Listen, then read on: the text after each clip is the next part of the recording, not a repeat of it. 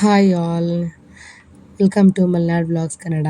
ಇದು Thursday morning. ಇವತ್ತು ಮಾರ್ನಿಂಗಿಂದ ರೊಟೀನನ್ನು ನಿಮ್ಮ ಜೊತೆ ಶೇರ್ ಮಾಡ್ಕೊಳ್ಳೋಣ ಅಂತ ಈ ವ್ಲಾಗ್ ಮಾಡ್ತಾ ಇದ್ದೀನಿ. ಇವತ್ತು ತುಳಸಿ ಮತ್ತು ಶುಂಠಿ ಹಾಕ್ಬಿಟ್ಟು ಒಂದು ಕಷಾಯ ಮಾಡ್ಕೋತಾ ಇದ್ದೆ. ಅದಕ್ಕೆ ಸ್ವಲ್ಪ ಹನಿ ಕೂಡ ಆ್ಯಡ್ ಮಾಡ್ಕೋತಾ ಇದ್ದೀನಿ. ಯಾಕಂದರೆ ಹನಿ ನಮಗೆ ವೆಯ್ಟ್ ಲಾಸ್ಗೆ ಹೆಲ್ಪ್ ಮಾಡುತ್ತೆ, ಹಾಗೆ ನಮ್ಮ ಸ್ಕಿನ್ಗೂ ಕೂಡ ಒಳ್ಳೇದು ಅಂತ ಹೇಳಿ. ಇದು ನಮ್ಮ ಡೈಜೆಷನ್ ಪವರ್ಗೂ ಕೂಡ ತುಂಬಾ ಒಳ್ಳೇದು ಅಂತ. ಹಾಗೆ ಕಷಾಯ ಕುಡ್ಕೋತಾ ಆಚೆ ಕಡೆ ಕೂಡ ಬಂದ್ವಿ. ಹಾಗೆ ನೋಡಿ, ಇದನ್ನ ಅಂತರ್ಗಂಗೆ ಅಂತ ನಾವು ಕಡೆ ಕರಿತೀವಿ ನಮ್ಮ ಕಡೆ. ನಿಮ್ಮ ಕಡೆ ಏನಂತ ಕರೀತಾರೆ ಅಂತ ಹೇಳಿ ಕಮೆಂಟ್ ಮಾಡಿ, ಓಕೆನಾ. ಹಾಗೆ ಅರಿಶಿಣದ ಎಲೆಗಳೆಲ್ಲ ಬಿಟ್ಟಿದೆ ನೋಡಿ. ಅರಿಶಿಣ ಸ್ವಲ್ಪ ಎಲ್ಲ ಇತ್ತು, ಅದು ಹಾಗೆ ಎಲೆಗಳೆಲ್ಲ ಬಂದಿದೆ. ತುಂಬ ಎಲೆಗಳಿಗೆಲ್ಲ ಹುಳ ಎಲ್ಲ ತಿಂದ್ಬಿಟ್ಟಿದೆ. ಅದರಲ್ಲಿ ಕೆಲವುಗಳು ಮಾತ್ರ ತುಂಬ ಚೆನ್ನಾಗಿದೆ. ಅದರಲ್ಲಿ ಒಳ್ಳೆ ಒಳ್ಳೆ ಎಲೆಗಳನ್ನು ನೋಡಿ ಒಂದಿಷ್ಟು ಎಲೆಗಳನ್ನು ಕಟ್ ಮಾಡ್ಕೋತಾ ಇದ್ದೀನಿ. ನಾನೊಂದು 4ರಿಂದ 5 ಎಲೆ ಮಾತ್ರ ಕಟ್ ಮಾಡಿಕೊಂಡು ನೀಟಾಗಿ ವಾಶ್ ಮಾಡ್ಕೋತಾ ಇದ್ದೀನಿ ನೋಡಿ.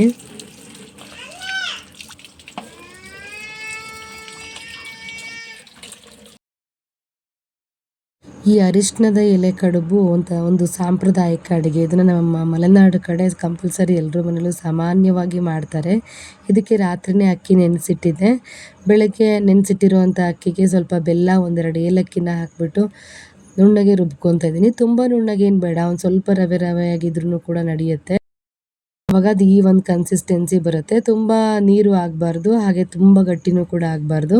ಅದಕ್ಕೆ ಮನೆಯಲ್ಲಿ ಸ್ವಲ್ಪ ಚಿನ್ನಿಕಾಯಿ ಇತ್ತು, ಅದನ್ನು ನಾನು ಕಟ್ ಮಾಡಿಕೊಂಡು ಹಾಗೆ ಅದನ್ನು ನೀಟಾಗಿ ಸಿಪ್ಪೆ ಎಲ್ಲ ತೆಗೆದು ಅದನ್ನು ತುರ್ಕೋತಾ ಇದ್ದೀನಿ.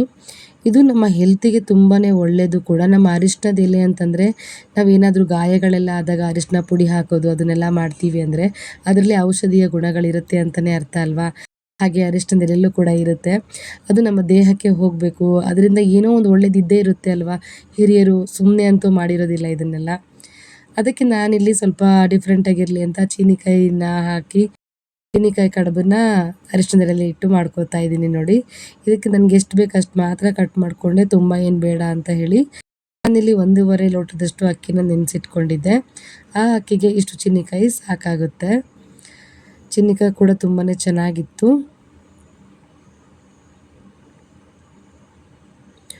ಹಾಗೆ ಇದನ್ನು ಸ್ವಲ್ಪ ತುರ್ಕೋತಾ ಇದ್ದೀನಿ. ಇದನ್ನು ತುರ್ಕೊಳ್ಳೋದ್ರಿಂದ ನಮಗೆ ಕಡುಬಲ್ಲಿ ನಾವು ತಿನ್ನಬೇಕಾದ್ರೆ ಸಿಗುತ್ತೆ, ತುಂಬಾ ಚೆನ್ನಾಗಿರುತ್ತೆ.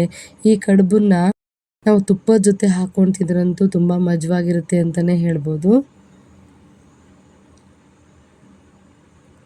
ಈ ಕಡುಬಿಗೆ ಅಕ್ಕಿನ ರಾತ್ರಿ ನೆನೆಸ್ಬೇಕು ಅಂತ ಏನಿಲ್ಲ, ಒಂದು 4ರಿಂದ 5 ಅವರ್ ಅಕ್ಕಿ ನೆಂದರೆ ಸಾಕಾಗುತ್ತೆ.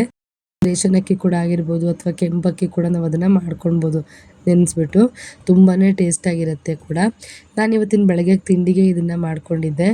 ನನ್ನ ಮಗ ಅಷ್ಟೊಂದು ಇಷ್ಟಪಡೋದಿಲ್ಲ, ಬಟ್ ಪಾಪು ಇಷ್ಟಪಡ್ತಾನೆ ಸ್ವೀಟ್ಸನ್ನು. ನಮಗೆಲ್ಲರಿಗೂ ತುಂಬಾ ಇಷ್ಟ ಆಗುತ್ತೆ. ಇವಾಗ ಇದು ತುರ್ಕೊಂಡಿದ್ದಾಗಿದೆ. ಇದನ್ನು ಈಗ ಹಿಟ್ಟಿಗೆ ಈ ತುರ್ಕೊಂಡಿರೋವಂಥ ಚೀನಿಕಾಯಿನ ಪೂರ್ತಿ ಹಾಕಿ ನಾನು ಮಿಕ್ಸ್ ಮಾಡ್ಕೋತಾ ಇದ್ದೀನಿ. ಸ್ವಲ್ಪ ಹಾಗೆ ನಾನು ಕಾಯಿ ತುರಿ ಕೂಡ ಹಾಕೋತಾ ಇದ್ದೀನಿ. ಕಾಯಿ ತುರಿ ಹಾಕೊಂಡ್ರು ಕೂಡ ತುಂಬ ಟೇಸ್ಟ್ ಜಾಸ್ತಿನೇ ಆಗುತ್ತೆ. ಕೆಲವರು ತೆಂಗಿನಕಾಯಿನ ಸಣ್ಣದಾಗಿ ಕಟ್ ಮಾಡಿ ಕೂಡ ಹಾಕೋತಾರೆ. ಸ್ವಲ್ಪ ನೀರು ಹಾಕ್ತಿದೆ ನಮಗೆ ಕನ್ಸಿಸ್ಟೆನ್ಸಿ ಅಂತ ಏನಾದರೂ ಅನಿಸಿದ್ರೆ ಒಂದು ಸ್ವಲ್ಪ ಅಕ್ಕಿ ಹಿಟ್ಟು ಕೂಡ ನಾವು ಅದಕ್ಕೆ ಆ್ಯಡ್ ಮಾಡ್ಕೋಬೋದು. ನಾನಿಲ್ಲಿ ಒಂದು ಸ್ವಲ್ಪ ಅಕ್ಕಿ ಹಿಟ್ಟನ್ನ ಆ್ಯಡ್ ಮಾಡ್ಕೋತಾ ಇದ್ದೀನಿ, ಯಾಕಂದರೆ ಕ್ವಾಂಟಿಟಿ ಜಾಸ್ತಿ ಆಗಲಿ ಅನ್ನೋ ಕಾರಣಕ್ಕೆ. ಅರಿಶಿಣದೆಲೆನ ನೀಟಾಗಿ ವಾಶ್ ಮಾಡ್ಕೊಂಡು ತೊಗೊಂಬಂದಿದ್ದೆ. ಅದ್ರ ಮೇಲೆ ಈ ಥರ ನೋಡಿ ಹಾಕಿ ಈ ಥರ ಪೂರ್ತಿ ಒಂದು ಸೈಡ್ ಮಾತ್ರ ಹರಡಿದ್ರೆ ಸಾಕಾಗುತ್ತೆ. ಹರಡಿದ್ಮೇಲೆ ಈ ಥರ ಫೋಲ್ಡ್ ಮಾಡಿ ಮೇಲೆ ಮತ್ತು ಕೆಳಗೆ ಫೋಲ್ಡ್ ಮಾಡಿಬಿಟ್ಟು ಇದನ್ನು ಇಡ್ಲಿ ಪಾತ್ರೆಲಿ ಅಂದರೆ ಸರ್ಗೋಲೆಲ್ಲ ಹಾಕಿಟ್ಟು ಬೇಯಿಸ್ಕೊಂಡ್ರೆ ಆಗುತ್ತೆ. ಈ ಥರ ಮಡಚಿಬಿಟ್ಟು ನೀಟಾಗಿ ನಾವು ಈ ಥರ ಇಡಬೇಕಾಗುತ್ತೆ. ಇದೇ ಥರ ಮಾಡಿ ನಾನೊಂದು 4ರಿಂದ 5 ಕಡುಬಂತೂ ಮಾಡ್ಕೊಂಡಿದ್ದೆ. ಅದಕ್ಕಿಂತ ಹೆಚ್ಚಿಗೆ ಮಾಡಿದ್ರೆ ಉಳಿದು ಬಿಡುತ್ತೆ ಅಂತ ಹೇಳಿ ಇದೇ ಥರ ಈ ಥರ ಇದನ್ನು ಬಾಳೆ ಎಲೆಯಲ್ಲೂ ಕೂಡ ಮಾಡ್ಕೊಳ್ಬೋದು. ಆ ಆಪ್ಷನ್ನು ಕೂಡ ಇದೆ. ಬಾಳೆದೆಲೆಯಲ್ಲಿ